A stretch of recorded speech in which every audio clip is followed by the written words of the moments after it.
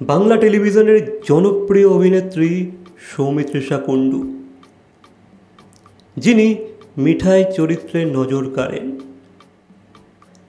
এবার আলোচনায় এক আবেগঘন ইনস্টাগ্রাম স্টোরির জন্য। সেখানে তিনি লিখেছিলেন, আশা করি কর্মফল তারা সকলেই পাবে যারা আমার উদারতার সুযোগ নিয়েছে, যারা আমার শান্তিকে বিঘ্নিত করেছে এবং যারা আমার সঙ্গে দুর্ব্যবহার করেছে। ক্যাপশনে যুক্ত করেন, রাধে রাধে।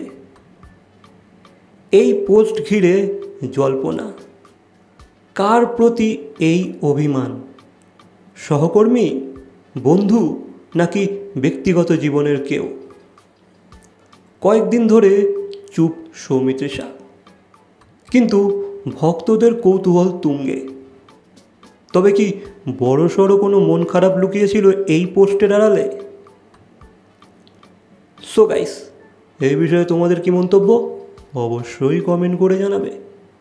ভিডিওটা ভালো লাগলে লাইক, কমেন্ট, শেয়ার, সাবস্ক্রাইব। তো দেখা হচ্ছে পরবর্তী কোনো ভিডিওর সাথে।